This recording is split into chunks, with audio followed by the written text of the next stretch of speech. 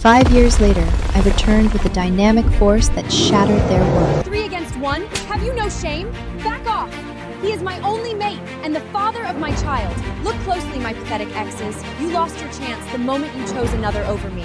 Whether I wanted snow lotuses, lava berries, or cliff honey, they always brought them back for me. I still snapped at them over nothing because I knew they loved me, until Lyra came to our kingdom. She was a lone omega with a pup. Compared with my spoiled temper, Lyra was gentle and bright. Soon, many beastmen were drawn to her, and my first mate, Lycan, started comparing me to her. He began to find me too spoiled. One day, he said he was tired of putting up with me. He wanted to leave. When Lycan said that, my other 2 mates stood up for me. This is your choice, Lycan. Don't come crawling back to Sierra later. At first, I was only sad. With Red and Zane still beside me, I thought I would be fine. But not long after, Red left too. I looked at Zane, my tiger mate. He was the only one still beside me. Zane, do you think I have a bad temper too? Stop overthinking. They don't know what they're missing. I believed him. But one evening, I saw him outside Lyra's door. His tail moved slowly, begging Lyra to touch him. I turned and ran. Dad, cancel the selection. I'll marry into the Mer clan. Have you lost your mind? That's the Mer clan. Every female in this kingdom prays she won't be chosen. And you want to volunteer? My eyes burned. I twisted my dress in both fists and said nothing. The Mer clan had no females. Every year, their prince came to the land kingdoms to choose a mate. But Mer males were different from land males. They were possessive and never shared a mate. And no female wanted to live on a cold island at the edge of the world. Did your mates do something again? Don't! Dad, please don't. Please stop fighting for me. My father, Aldrich, was the Lycan king. He ruled every land clan on Earth, but even he couldn't make the males I loved back. When Lycan and Red left, I had cried to my father. After that, Lyra was moved farther and farther from the palace, but neither of them came back. I still remembered the way they looked at me. Sierra, learn to control yourself. Lyra did nothing wrong. She nearly lost her home because of you. Without your father, what do you even have? I can't believe I ever loved someone like you. That night, I held on to Zane and cried until I passed out. Now, even Zane did not want me. The hall fell silent. Dad let out a long breath. You are my only daughter, Sierra.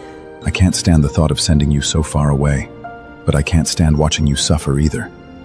The selection is in 3 days. Think it over and come back to me. I walked out of the king's hall. Zane was waiting outside. I recognized that flower. Earlier that day, Lyra had given it to him. He had looked so happy holding it. When Zane saw me, he hid the flower. Sienna? Sienna, where are you going? I did not answer. A few steps later, I noticed he was not following me. I turned back. Zane was still standing there. His hands were curved around it. Something tightened in my chest. Zane! Why aren't you following me? Zane! The clanmates nearby turned to stare, but Zane barely looked up. The setting sun stretched his shadow between us. I stamped my foot and stepped back toward him. Sierra, after today, I won't be walking you home anymore. He turned away and walked toward Lyra's door. My chamber was empty. The fire Zane had lit that morning was still burning. I reached out to add another log. A spark jumped onto the back of my hand.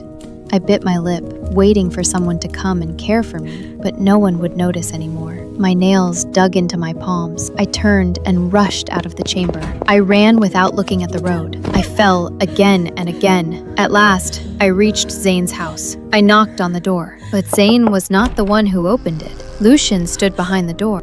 His eyes paused on my wounds. What are you doing here?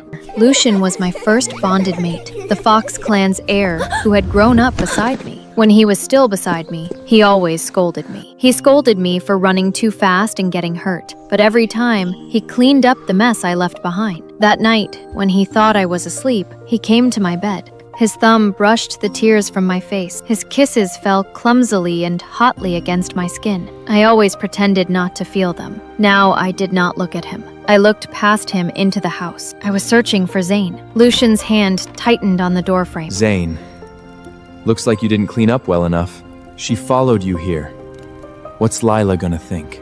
It was the coldest day of winter. I stood outside in thin clothes, pale and shaking. Zane finally stepped out, his clothes messy and his hair loose. A fresh bite mark stood out on his neck. Zane looked at me. Annoyance flashed across his face. The cold hit me all at once, and I stepped back. Then a blanket fell over my shoulders. I looked up. Zane stepped closer. He looked at me gently. For 1 second, I almost thought I had imagined everything. Sierra, what happened to you? Zane, I won't ask for coral from the deepest sea anymore.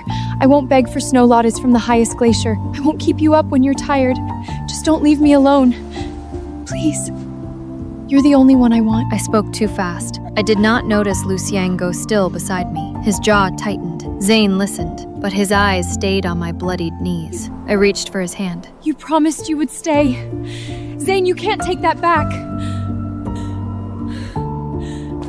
It's cold out here.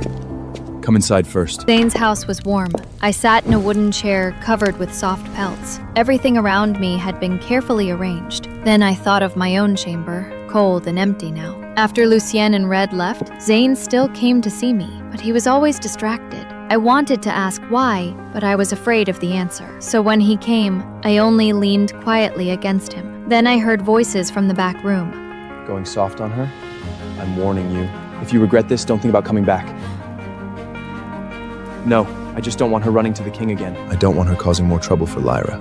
Don't worry, she's easy to handle. My mind went blank. The footsteps moved away. A moment later, Zane crouched in front of me. He kept his eyes lowered. Sierra, I'm Lyra's mate now. You're the king's daughter. Every good male in this kingdom would line up for you. Didn't you always say you would throw us out and find someone better? Those were words I had said in anger. How could he not know that? He never used to believe those words, so why choose to believe them now? I looked at him through blurred eyes. I shook my head again and again. I didn't mean it. Zane looked at the tears in my eyes, slowly reached out and wiped them away. Then he patted my head once. After that, he stood up without a word. He went to get water and medicine. Suddenly, something crashed into my back. I turned around and saw Lyra's pup behind me. Bad woman! You hurt my mama! Get out! He swung the kettle again. I raised my arm to block it. Hot water splashed back. A few drops landed on his bare leg. The pup froze for 1 second. Then he burst into tears. At the same moment, the front door flew open. A hand closed around my throat. Red's green eyes locked onto mine. Hurting Lyra wasn't enough? Now you're hurting her pup too? Sierra, you really never run out of tricks.